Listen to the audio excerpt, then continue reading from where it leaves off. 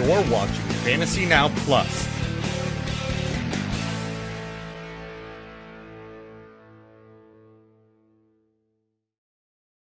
Welcome to this wonderful Wednesday afternoon. It's Wednesday, yep.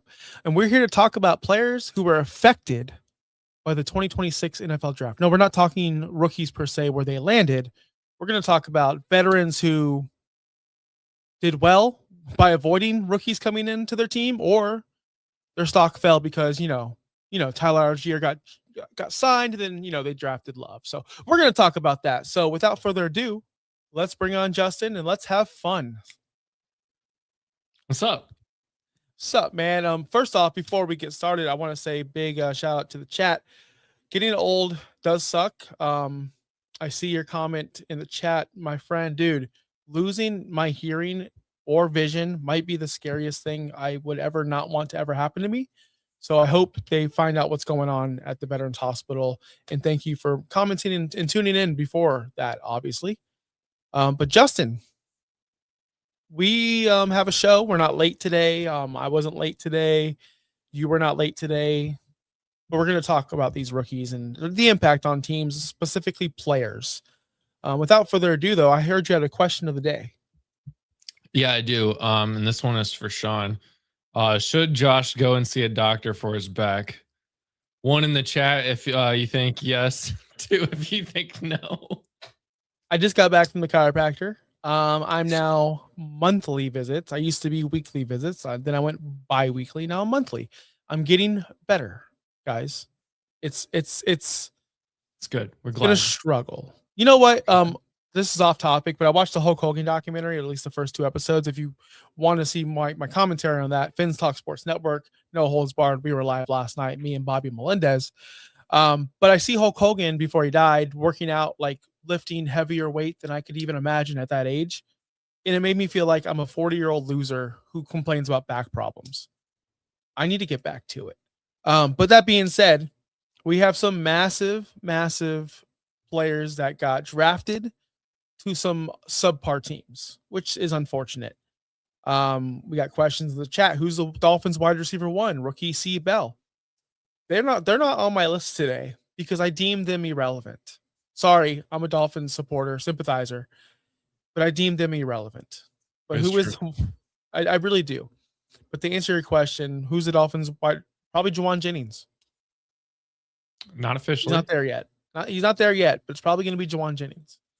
So maybe it's Achane. Maybe Achane leads the team in receptions and receiving yards. Let's see. Malik Washington, Jalen Tolbert. I'm gonna guess. I'm telling y'all. I think it's gonna be Achane. He's gonna lead the Dolphins in receiving and rushing, and win MVP. There you go. Anyway, we have some. Let's just start at the top. Jeremiah Love gets drafted to the Arizona Cardinals. In my dumb mind, I thought this is awesome. They have, this is a need. James Conner is like 50 years old. Trey Benson will never be a thing. He never should have been a thing. He's not a thing. So I'm like, cool, this is awesome. I forgot. I knew. It's not like I knew today. It's not like I researched today and go, oh shoot. No, I forgot at the time that they signed Tyler Algier. And I'm like, now I hate this because I had a lot of Algier stock in my dynasty formats. Yeah. So how do you think this is going to play out? Yeah, it's especially bad just because, Tyler Algier was signed to be the lead back, even though they knew they had the 3rd pick overall. And that Jeremiah Love was definitely going to be on the board at the 3rd pick. So going to get Tyler Algier is interesting to me. Sucks for Tyler Algier mostly because, his rookie season, he had a pretty good year, 1,035 rushing yards on a very bad Atlanta Falcons team, 210 rushing attempts. They followed that up by drafting Bijan Robinson, 1,000-yard runner. They drafted Bijan Robinson with the top 10 pick. So Tyler Algier in Bijan's shadows this whole time still does decent. I mean, over 500 yards each of the years, 514 last year, 600 plus the years before, but 8 touchdowns last year. That's pretty good. Goes to Arizona thinking, RB1, I'm here. I finally get my chance. they draft Jeremiah Love with the 3rd pick. So it's especially tough for him, I think. So now no position is ever won immediately. As soon as you get drafted, everybody has to compete. But no, they don't. Stop with that lie. We all Jeremiah Love's going to be the starters. RB1 for that team. Now, You know, is it a 1A, 1B situation? Do we have a Detroit Lions situation where, like, Gibbs and Montgomery did pretty well together with each other, but I don't know. And that's the fact right there. Arizona still has James Conner and other running backs. They do. Yeah, but they're not going to utilize them. Maybe Connor. I could see Connor muddying up the waters a little bit. I don't know his status or how he's feeling personally. Like, I don't really know James Conner that well, but he's getting up there in age. 30. Right? He backed up Le'Veon Bell. We forget that. Like, he backed up Le'Veon Bell. And Le'Veon Bell's been out of the league. Like, that's wild to think about. Tell Algier, by the way, this is just pro tips from the Dynasty guy over here at Fantasy Now Plus. When you traded assets away for Algier when he signed, you got to be hot right now. You know there's someone out there or people out there or groups of people out there who thought, ooh, I'm going to get value with Algier. He's a starting running back. I'm going to trade X, Y, and Z. And now we see this. This is why I don't like making dynasty trades before NFL drafts. And this is why I don't like drafting before NFL drafts. That's why I don't like doing startup drafts before NFL drafts, because everything will change in April. It always does. So RIP to all you managers out there who play too early. RIP to you. But you couldn't have given up much, right? Like, definitely not a first or anything, you would think. People get desperate. Yeah. Get desperate. Yeah, yes, I agree with Jamie. Never trade for running backs in the offseason. That they change so quickly, so fast. And just because, you're projected to be the RB1 in February does not mean you're going to be RB1 come June. So I traded 112 for Rico Dowdle in a league like a week ago. Like, that's okay. Last week, how that was. Was it last week? Yeah. I still okay. Look at y'all's draft boards now. Look at 112. No. I mean, we talked about it last week. You didn't trade it last week, but yeah, I forgot when I traded it.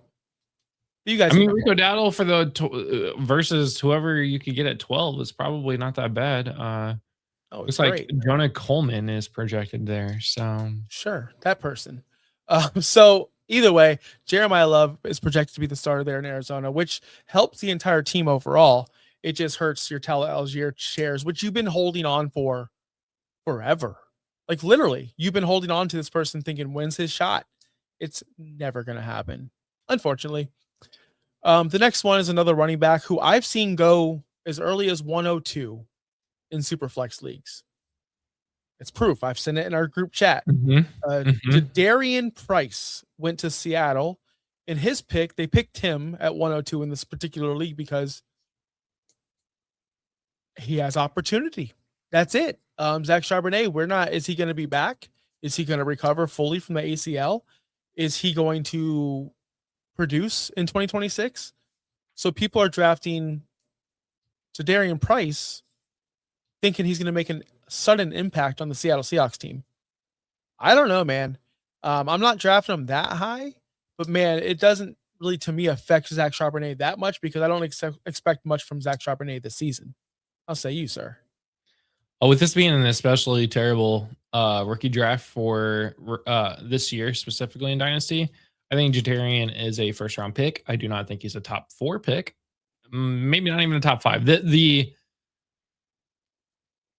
opportunity is good. I like the opportunity, with Zach Charbonnet tearing his ACL, right before the playoffs or during the playoffs. I mean, he's likely not going to be ready week 1. No.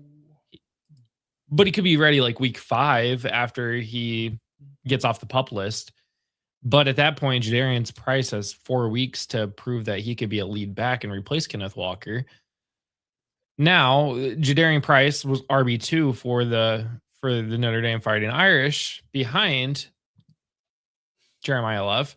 He's never reached over 800 rushing yards on the season. Even playing 16 games, he only had 746 yards. So he's never been the lead back, which is maybe actually a pretty good role for him on the Seahawks offense, because there's not really good. There hasn't been a lead back in Seattle since Marshawn Lynch. Like, I feel like we had Kenneth Walker. Kenneth Walker didn't do great enough and was kind of injured. So they got Zach Charbonnet. So then they ran both of them. It's never been one running back. So them having a split backfield is probably the best for them. But I'm not loving it in fantasy. It's like having Zach Charbonnet. Like, can I just say, the thing with Zach Charbonnet is we don't know what they were going to use him for. Last year, he was used for touchdowns, 12 touchdowns last season to Kenneth Walker's 5. Were they going to draft a running back anyway to take over the Kenneth Walker role and keep Zach Charbonnet where he is?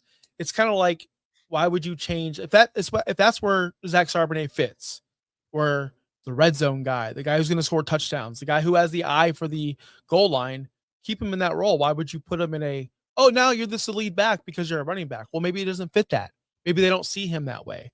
So back to the effect on the veterans, I don't think this is going to affect Charbonnet whatsoever. I think Charbonnet is going to be doing his thing when he comes back, scoring his touchdowns, averaging his 4.0 yards per carry, and just, a little bit under 900 yards rushing, where I can see them using this new rookie as like, all right, you're in between the 20s. And once we hit the red zone, all right, Zach, we need you. That's the way I see it. So I don't think this is a much effect on Zach Charbonnet at all, but I do think it's going to help that Seattle Seahawks offense overall in the long run. Yeah. Next guy on our list, next veteran. Remember, we're talking veterans, people. Wan'Dale Robinson, just kind of like Algier. But Wan'Dale signs his big contract in Tennessee, trying to help out Cam Ward. They drafted Chamir DK. I'm bad with names. And they drafted Elick Aomanor, which, look at me pronouncing that correctly. And now they draft Carnell Tate. Hold on, you can say Elick, but you can't say Alec. Alex? Okay. Carnell Tate is a superstar. Carnell Tate, I'm not going to do the whole Malik Neighbors thing like I did last season or 2 seasons ago when he went to Brian Daboll and he went to one of the worst offenses in the world. I guess we're doing the same thing. Carnell Tate's going to Brian Daboll in one of the worst offenses in the world. But how does this affect Wan'Dale Robinson? I don't think it does. I think Wan'Dale's a different player. I think Wan'Dale's going to find his way where she does with Malik Neighbors. He was going head-to-head with Malik Neighbors with targets before Malik Neighbors was injured last year or the year before. Wan'Dale Robinson and himself both were getting massive amount of targets. Both were in the top 5 when healthy in the entire league for the New York Giants. So I do believe Wan'Dale Robinson and Carnell Tate can share the workload, but how do the other guys fit in? Because DK was showing flashes last year, I should say last season. I don't think this is going to hurt Wan'Dale at all. I think this hurts DK, and I think it hurts Elick Aomanor, but I don't know what would be expected from those people anyway. How do you think? 140 targets the last 2 seasons. It's 280 targets in 2 seasons for Wan'Dale. We talk about somebody that takes a lot of targets, 92 and 93 receptions respectively. He's very good between the 20s. He only has 7 touchdowns over the last 2 years in that span as well. So it's not like he's getting a ton of touchdowns with the receptions. He's just getting a lot of opportunity. It's also 5'8", 185 pounds. Carnell Tate is 6'3", 195. They're 2 completely different bodies. And in fact, Carnell is 6'3", 195. Like, he's lean, like kind of like really lean. It's not even like he's like a Julio Jones, Calvin Johnson type. He's pretty lean. Who this hurts the most is actually Calvin Ridley, who fits more of that same body style. Calvin Ridley's not a starter. Don't get me wrong. But if you have Calvin Ridley for some reason, you should just drop him. Like, there's no There's no coming back from this. He didn't retire. He did not retire. He still plays football. He still plays football. People still count on him. People still roster him. People still roster him. Right on, brothers. You guys do you. But I agree with 100% of leagues roster him right There's now. no way. Those are inactive leagues, brother. We need to fix these. Have Anyway, have to be. we have another wide receiver being drafted where there's an elite wide receiver there already, and that's Chris Olave for the New Orleans Saints. He adds Jordan Tyson to his, I guess, meeting rooms and his group over there in the wide receiver room. Tyler Shuck is going to get an upgrade with this. Like, that's a big, massive upgrade for Tyler Shuck, of course. But Chris Olave, target monster, high volume kind of player. We all know who Chris Olave is at this point. Not going to be this top superstar. He's not going to be Justin Jefferson, Jamar Chase, Malik Neighbors, but he's not going to be bum T. Higgins as well. He's going to be in that range of, I'm sorry, T. I love you. I'm sorry. But he's not going to be low. He's going to be right there, that 11 to about 18 range. Does this knock him down a peg because he doesn't have that explosiveness that the other players do, like Justin Jefferson or Jamar Chase? Olave? Yeah, Olave. Does this hurt him? I don't think it hurts him. I'm more concerned about I guess I was concerned about his injury history, but he only missed one game last season and still finished as wide receiver 6. I'm not concerned about Olave losing out here on anything really. And yeah, they do have Vele still. Jordan Tyson has only played one season in college for the full season. Last year he missed games. Sophomore year he missed a bunch of games. Actually had no stats as sophomore year, even playing 3 games. But the one season where he did finish all 12 games, or played in all 12, he had 1,100 yards. I'm not terribly concerned that this I think helps him more. It actually gives him a wide receiver 2. It gives him a second receiver in general because we know they don't really have the tight end position figured out either. So I think this has a better opportunity of opening Chris Olave up more than it hurts him.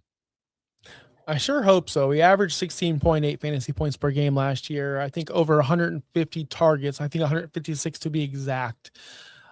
Chris Olave needs production, like as in targets. He needs the volume to be productive. And I hope Jordan Tyson doesn't come in here and mess it all up for him. But honestly, they don't have anybody else.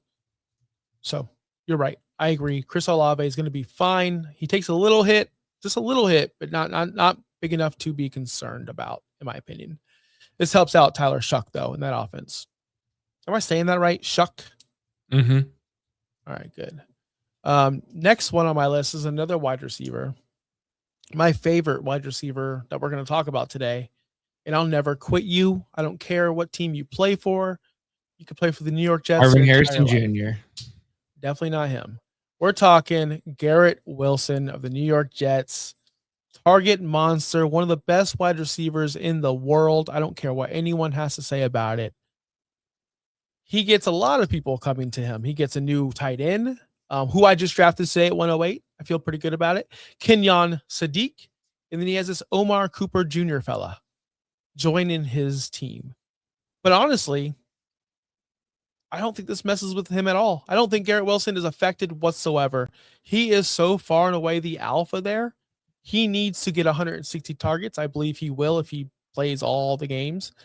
Last year, he only played 8 games and had 59 targets. I don't blame him for not wanting to come back or maybe not being able to come back. This year should be different, though. How do you think about this? And honestly, we didn't even talk about Mason Taylor, how it affects him. People were all on Mason Taylor last year. And now he's been replaced by this new rookie. Talk about it. Mason, yeah, we talked about this on the stream when we were covering this. Mason Taylor is pretty much dead. I mean, they immediately replaced him after 1 year where he only had 65 targets last year. Now, how much can we actually blame the receivers for the target load in New York last year versus how much should we actually be blaming the quarterback situation there last year? They do have Geno Smith back. I do say back. He is back with the New York Jets. Let's hope they get the Seattle Geno Smith and not the Las Vegas Geno Smith, because those were 2 completely different quarterbacks. Now for Garrett Wilson, I think Omar Cooper Jr. helps him because again, Garrett Wilson has been the sole alpha in the receiving game. And there's just like Olave, there's been absolutely nobody else to take off double coverages. Omar Cooper Jr. is an elite college wide receiver. I think he does have the potential to be a solid number 2. I'm not saying Jamar Chase, T. Higgins, like maybe a level down from Jamar Chase, T. Higgins level. But I think the two of them could do pretty well. Add in Kenyon Sadiq in there. Now, this does take a lot of pressure off of Adonai Mitchell having to be that wide receiver 2, where he can go back to being a wide receiver 3 or 4 like he really should be. I was about to say he can go back to being retired or Irrelevant. whatever he was doing before. Absolutely. Whatever he was doing before. Like Yeah. we're done. But target just in context with Garrett Wilson. Besides last year, he was on pace for 140 targets last year before his injury. 2023 had 168 targets. 2022 147 targets. It doesn't matter who the quarterback is; they know who the best player on that team is, or at least especially on the offense. And we know it's Garrett Wilson. Who has the most targets since 2022? Does anyone know? Does anyone know? Did you just look it up? I've known this. This is in my OneNote. Yes, I have a OneNote, people, for the offseason, and it's complete and it's good, and I don't have to search. It's Garrett Wilson. No, it's Devontae Adams, but Garrett Wilson is in the top 5. Okay. Anyway, let's move on to the next guy. Hold on. St. Brown or Jackson Smith and Njigba? Oh, JSN. I've always been on the JSN bandwagon. Don't want to say like I've been there before everybody else, but he's just my guy. Love him. I know. And Raphael thinks it's St. Brown. So I mean, that's fine no, too. Like, he was answering the question. Never mind. Sorry. This was okay. But yeah, I just did JSN as well. From the 2022 thing. It was Devontae Adams, you gotta think about it. Like he's always getting targeted, man. It's insane. Well, yes, back in 2022, he was still with Green Bay at that time too, right? He was in Las Vegas at that point. Okay. That's his first year. 180 targets. Still racking up targets, brother. Insane. Like he's one of the best of all time. All right, we talked a little bit about Carnell Tate a little earlier today, but we're going to talk about the impact on Cameron Ward. He is the Titans quarterback, as you know. Kind of struggled last season. I think struggling is a understatement. I didn't like the way he played. Everybody had a lot of pressure. He was making a lot of mistakes. When I mean pressure by people were coming at him, trying to kill him, like on every play. He had no time, completed under 60% of his passes, averaged 5.9. Is that true? 5.9 yards per completion? That can't be true. Can't be true. It was pretty low. 186 yards per game. You would have to think adding this alpha rookie receiver is going to help him out because, guys, can anyone name the leading receiver for the Tennessee Titans last year? He's not there anymore. And it was 560 yards. Okonkwo. Yep. 560 yards was the leading receiver for the Tennessee Titans last season. Elick Aomanor was second for 515 yards. And then we all know DK came in strong at the end, 423 yards. Take all those numbers together. I don't think you get one elite receiver. So this has to help Cam Ward in a tremendous way, but I don't know how much. That's my worry, Justin. Is he going to be draftable for any kind of super flex leagues? These numbers show no, like from last year. No. I want to say it will help him adding what should be an elite wide receiver. We know what Big Ten wide receivers do in the NFL. I'm sorry, Ohio State wide receivers do in the NFL. It's kind of like LSU, or it's LSU or Ohio State as the wide receiver university. You could throw out Alabama in there as well. But those two schools produce wide receivers, and this is supposed to be the next big one. I mean, we're talking about guys like JSN, Marvin Harrison, Chris Olave, Garrett Wilson. Garrett Wilson. The dude we're missing somebody. Yeah, I'm sure we are, and it's fine. Do we Yeah, say JSN?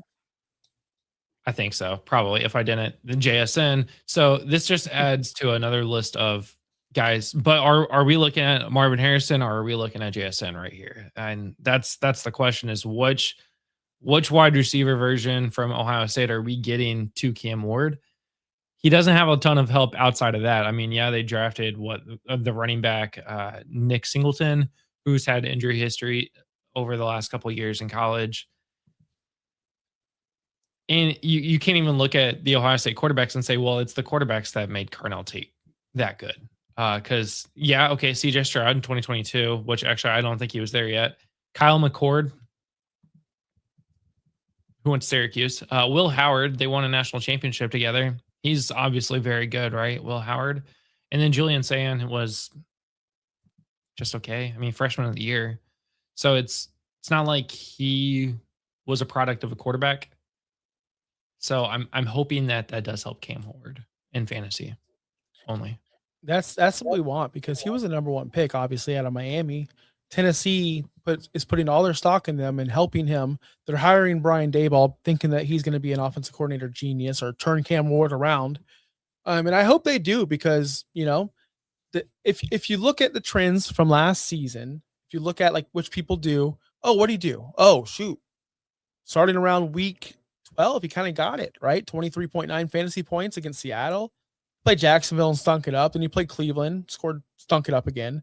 But he was showing signs of life, giving you those double-digit points. Cam Ward averaged 11 fantasy points per game last season. And in the last 12 weeks, he was giving you 23 points, 15 points, 18 points, 17 points. Like he was finding ways to give you fantasy football points. And that's what we want from Cam Ward. If you take like a player like Daniel Jones, for example, you give him a player like you put him in an offense like Indianapolis where it's a one-read offense. You know to throw it to Tyler Warren. You know how to find Alec Pierce. You know how to find Michael Pittman. It can work out for that quarterback. That's why I was so high on Daniel Jones last year because I knew he was going to a stable offense. I don't know if I could be so firm on Cam Ward this season because I don't think it's enough. I think he needs more to be successful than just one wide receiver. This is not the NBA where you can just find one point guard or one shooting guard and it changes the entire team. This is the NFL where you need all 5 guys on the offensive line to be in sync, aligned, as they say in the corporate world. I don't think they are there yet. So I don't think this is going to help Cam Ward, but is it going to put him from quarterback? Where did he finish last year? Let me go back to my handy dandy one note over here. Is he going to finish quarterback 23, which he finished last season? Or is he going to get up in that 18 to 15 range? I don't know if he makes that jump. I would say he probably fits in the 18 range this year. I don't think he's, top worthy. He is a very fringe flex player at best, like super flex player at best. He's not going to be your starting quarterback in 1 QB leagues. We could, if they Titans continue to make jumps in the draft, actually support him.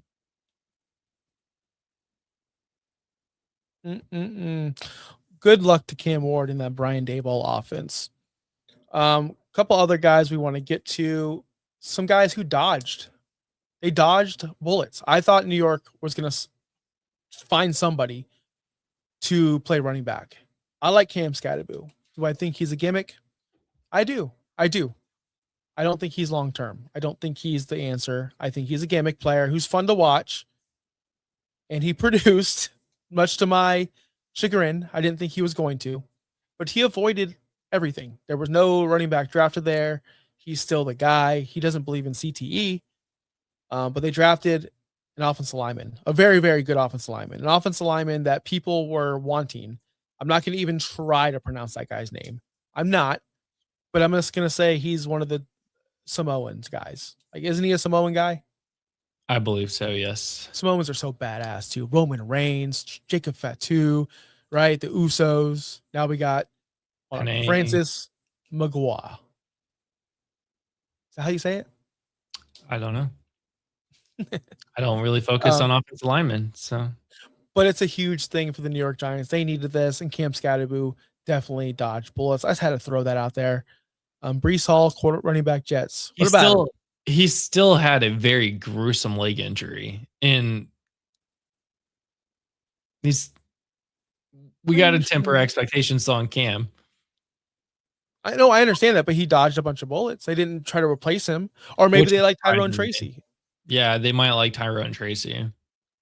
Yeah, do they like Tyrone Tracy? Like that's something that we didn't write on the sheet here, but they didn't add. I thought they were going to add. I thought there was going to be an addition. I thought multiple times there was a running back right there to take, and they just went right off and picked somebody else. So next up, we already talked about Shock. We talked about Shock. Yeah, we can move on to who I predict. I've already said this on this broadcast, not this broadcast, but this channel. Deshaun Watson is going to be the starter for the Cleveland Browns. It's common sense. If you don't think so, then I'm sorry. I think they're setting up Deshaun Watson well here with some decent pass catchers that are going to help him. You pass that along with, or you add that with Jerry Jeudy and Fannin, of course. I mean, you put Shadir Sanders as well, which, okay, let's just say quarterbacks. I do think this helps this offense. Do I think they're going to be good? No, I don't think the Browns are going to be good, but I think adding any kind of bodies there because they needed it. And especially Shadir Sanders, if they're going to go with him, yes, keep the core young, get them all involved, get chemistry going. Don't add like a Stephon Diggs to the team. That wouldn't help anybody. I like the route they went, but at the end of the day, I think it's going to be Deshaun Watson, and I think he's going to be bad again. And I think we eventually see Shadir Sanders. I think we see both quarterbacks this season. I know it's not a prediction. Who do we see? But what do you think, Justin? I think we do see both quarterbacks this season. We haven't seen Deshaun Watson since 2024, since he tore his Achilles in training camp last year, I think. So, new coaching staff. I don't want to make any predictions yet, but yeah, the reports today are that Deshaun Watson does seem to have the inside track at starting this year. I reported that like months ago. Why don't I get credit? Why don't I get credit? Not a big name. I know, but why don't I get credit? Where's my stuff? When I was calling the Aaron Rodgers, when I was calling the Daniel Jones, where's my stuff? Where's my flowers? Where's Fantasy Now Plus flowers? Share the stream. Tell them you heard it here first before these inside tracks, brother. You got anything else to say? I'm pissed now. Yeah, Jamie, go to that message and say that Josh reported this months ago. Literally, it's because you know what, guys? Because I had this thing called common sense. It's right here. If you come to me for common sense, go to everyone else for their little stats. I got common sense. Period. Like it's not hard, guys. It's really not hard. But I'm glad that people are getting on track. I'm glad I was drafting him last year. Not that I'm a fan of this guy, but it's just common sense. AJ Brown. Yeah, I mean, everybody has already linked him to being traded starting June 1st. It's already been said that he's being traded June 1st. So Mekhi Lemon getting drafted there cements AJ Brown to being traded, and everybody thinks it's going to be New England. So he's going to go from Jalen Hurts, who likes to run the ball into the end zone, to Drake May, who can actually use him. So yeah, I'm excited for Mekhi Lemon to be a massive bust over there. Just because F Philly, honestly. No, but if we're talking real life, this affects Devontae Smith as well. Yeah. Because is he going to be the wide receiver one there now, or like I don't think they had a wide receiver one, even though they had one in AJ Brown, or they still do technically. They didn't treat him as one. They would just make him invisible certain games. Once he started reading books on the sidelines, that's when he knew he was checked out, or he was kind of disconnected, or the team was whatever happened there, right? Yeah. And we saw last season what happened. It's like she was doing so well when they got him the ball. Now they bring in this Lemon kid, and I'm sorry, I don't know much about him except for he's a somewhat stud with character issues. Is he going to do well when he doesn't get as many? What I'm saying is he going to be complaining too because he's only getting 2 to 3 targets? Like if you were the Philadelphia GM, wouldn't you go in there with expectations? Hey, you know how we run our system. Some games you might just be phased out. Like they have to have these conversations with these kids. I'm assuming I would, at least.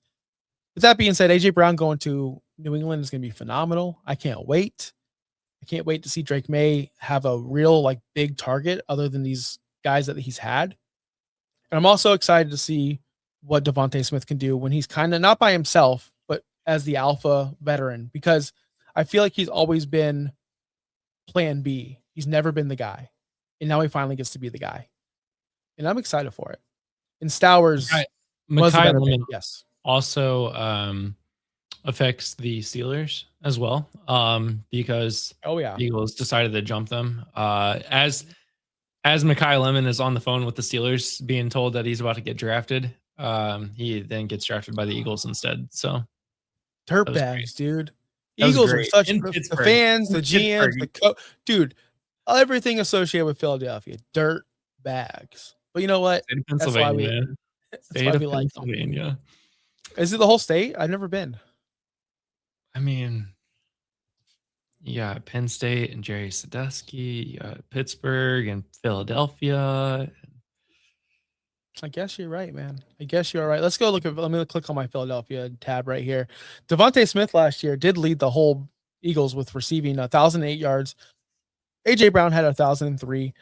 AJ Brown had 121 targets. It's not bad. 15 games too. So he did miss 2 games. Like people are like throwing, computers in the ground because of him. I don't know why I said that, but he still had a decent season. But Stowers, I don't know how to say his name. I do think he's the bigger addition over Lemon. Goddard last year, we saw him get 11 touchdowns. They like to use tight ends. Jalen Hurts likes to utilize his tight end as well. This massively affects Dallas Goedert in a big way, but not this season, obviously, right? I don't think Stowers is going to make a big impact right away, especially when they still have Dallas Goedert still on the team, right? Like I didn't miss that news. As far as I know, yeah, he is still on the team. He is. That's what I thought. So I don't think this is a big. I think for this season, if we're talking redraft, which we are, yes, Lemon's a bigger addition, but later on down the road, I think Stowers is. Yeah, for Jalen Hurts and for that football team. And last but not least, man, my guy, Zay Flowers. Apparently, you think he's been affected because they drafted. I didn't add this, but you did. So I want you to explain yourself. They added 2 big-bodied wide receivers to play outside with Jacoby Lane and Elijah Sarratt. My thing is, and don't take this the wrong way, people. I love Lamar Jackson. I want to just preference that. And if any of you are drafting Drake May above Lamar Jackson in Dynasty, you're a sicko. By the way, I've seen it. I've seen y'all. Drake May's going 102, 103. You're sick. Lamar's the guy still, but he can't support multiple receivers. He can't. Maybe the offense is new. Maybe they're going to change things up. Maybe, but I haven't seen it yet. And how long has Lamar Jackson played football? And how many times have they added DeAndre Hopkins or Rashad Bateman or name big receiver? Never works. I'm confused when you actually said a good player. Who was that good player? Exactly. That's what I'm saying. You're not adding like talent. You're just saying names. Rashad Bateman was highly touted over Jacoby Lane and Elijah Sarratt. I'll tell you that right now, brother. Rashad Bateman was supposed to be good. And I think he would have been really good if he landed on a team that threw the ball a ton. Would he? I mean. No, Craig, I'm going to preference this. And I'm sorry, this is off topic. I really like Drake May too. I love Drake May. But this happens every single year. Last year was Jaden Daniels. How did that work out for you? I think the year before that was CJ Stroud. How'd that work out for everybody? Then before that, it was Justin Fields because he had that 6 games against bad defenses. It's people over, and they were all going above Lamar Jackson and studs. It was like Josh Allen and like the new hotness of last year.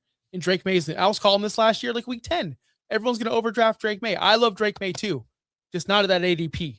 100% not at that ADP. I don't like it. Let's get back to Zay Flowers. Go back and tell me good players. So you think Jacoby Lane and Elijah Sarratt is better than 33-year-old DeAndre Hopkins and Rashad Bateman? Yes, I do. This does affect Zay Flowers because you can't only throw the ball to Zay Flowers. This is going to take him off the field more. And it's going to add actual receiving weapons. They wouldn't have drafted 2 wide receivers if they didn't think there was a weakness in that room. And yeah, like you said, completely new offense, completely new head coaching set, like a new coaching staff altogether. This offense is not going to be the same as it has been over the last 8 years with Lamar Jackson. So I'm going to assume that they're going to try to air that ball out more. Now, Zay Flowers does have 100 plus targets each of those 3 years that he's played in the NFL. Wide receiver 7 last year, 1,200 yards. Yes, it's great. Awesome. And that's all going to be, I'm not saying this negatively impacts him or positively impacts him. It's just, it does impact him because he's going to be playing more in the slot than he is on the outside. He played a lot on the outside last year at 5'9". Adding 2 guys that are 6'3", I'm sorry, 6'2", and Jacoby Lane is also 6'4". They're going to be on the outside, not on the inside. So I think this helps Zay on coverage because it's going to, like, he's going to be playing the nickel corner, not corner 1. So Lamar Jackson only ran the ball 67 times last season for 349 yards. That's really low for Lamar Jackson, I think. He only threw for 2,500 yards, but he only played in 13 games. This, I think, helps Lamar, but hear me out. Do you think it hurts Lamar?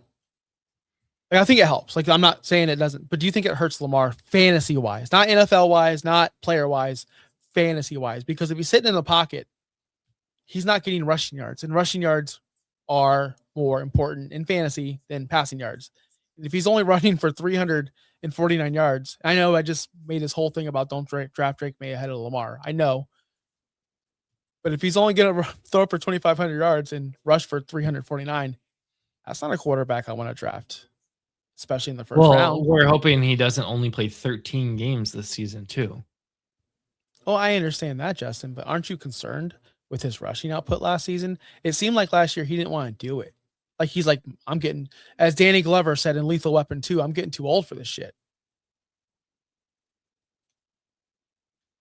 So maybe they are adding these big bodies, and the coaching staff's like, dude, we're not going to have our all-pro MVP quarterback for much longer if he's rushing the ball for 900 yards a season. No one can do it for that long. He's only had one season where he's had over 4,000 passing yards, and that was 2024 when he was QB1. They might be trying to get back to being a 4,000-yard passer. That'd be a phenomenal. He still had 915 rushing yards that season. Yeah, that would be, but that was how long ago? 2 years ago. Okay, 2 years ago I was doing 2024. 2 years ago I could do 25 pull-ups straight without losing my breath and losing. Yeah, but you're also saying Lamar Jackson QB1, so it's like, what are we looking at? He was QB20 last year. I know he was because of, I don't know what the F they were doing with him last year. I really don't know. 349 rushing yards. Like, I knew it was low, but I'm looking at it right now going, that's lower than I expected. That's not good. He needs the rushing floor. He needs to hit 500 yards rushing floor to be super effective, in my opinion. Because I don't think he's going to throw for 4,000 yards regularly, unless these rookies are they're not. Sorry. Okay, so in 2024, he had 53.8 rushing yards per game. Which that's last year he had 27. That's almost half. So like, yeah, that's like half. That's not good. It's not good. And if you're telling me you're going to contain Lamar and you're going to say, hey, stay in the pocket, man, I might be out. I might be out on Lamar this year. Holy crap. What quarterback are you on this year? Because so far it's been zero. We're doing that show. We're doing that show already. You want me? No, I'm just. You're out on Drake May. You're out on. I'm not out on Drake May. I'm out on Drake May because of his ADP. Lamar Jackson. Oh, it's Caleb Williams. That's right. You think it's Caleb Williams? Yes, it's Caleb Williams. Kyler Murray, of course. Kyler Murray. Yes, it's Kyler Murray. So we got Kyler Murray and Caleb Williams, QB1 and QB2. I wouldn't say Kyler Murray will be quarterback one. But as far if that happens, guys, and if that happens, where's the number one? That's why. If more of these experts, the big platforms keep on stealing my takes when I said them months ago. If I see a Kyler Murray quarterback 1 from any kind of legit person, I'm gonna be hot. Like I'm coming in hot because people be stealing my stuff all the time. I've had enough of it. I'm just kidding. I guys. think Just kidding. I don't know that you can But for steal real. if they don't see it.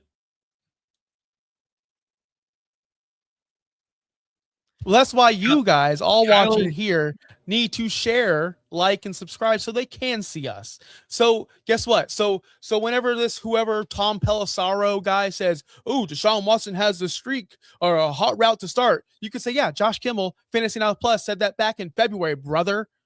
And then we could be seen. So do that for us. We appreciate you all here at Fantasy Now Plus.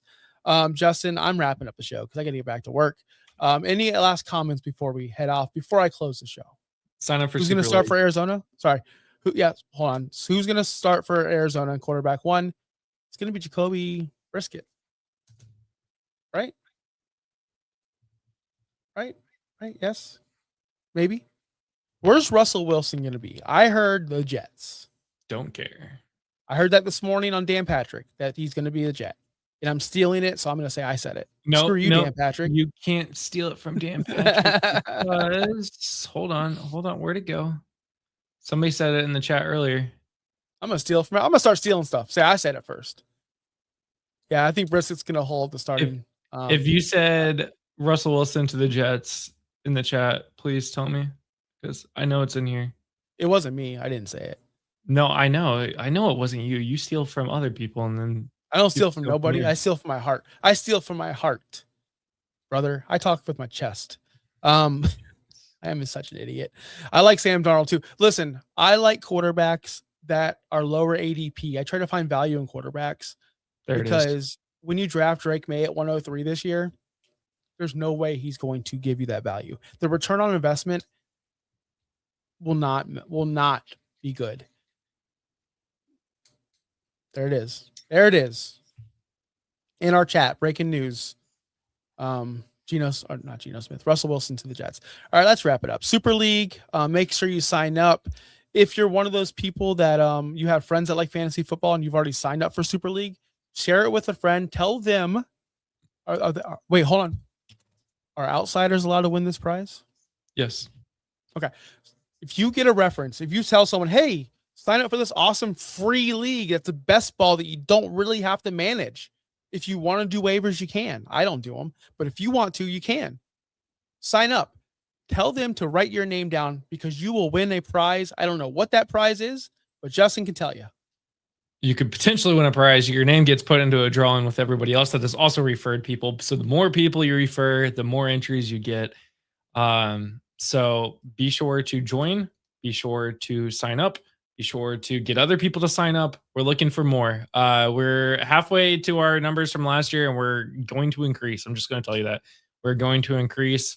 It's very interesting. If you've never played in Super League, we are combining all of the standings together. So you could be ranked 142nd place out of all of the leagues. And then at the very end, we have one giant playoff where everybody's playing against each other, and we get down to one single champion. And then the champion gets a little ring. So you want to show that ring so they can see it actually? Well, this isn't the ring. This is kind of a ring that it would look like, but customized. Yeah, It'll have Super League 4 on it. It'll have your name on it. It'll have your name on it. It'll have Super League 4 on it. So our winner last year got his here recently. So be sure to join.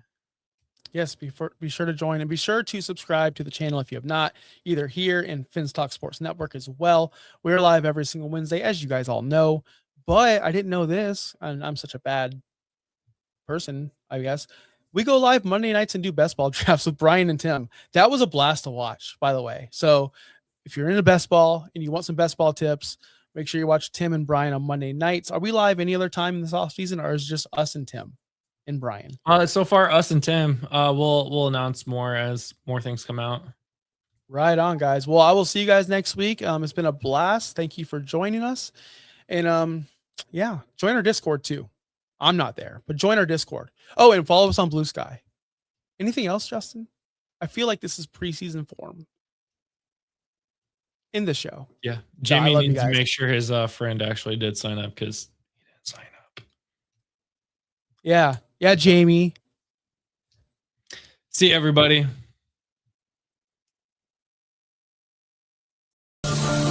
Thanks for listening. Be sure to like and subscribe wherever you watch or listen to podcasts. We'll be back next week for more ways to win your league.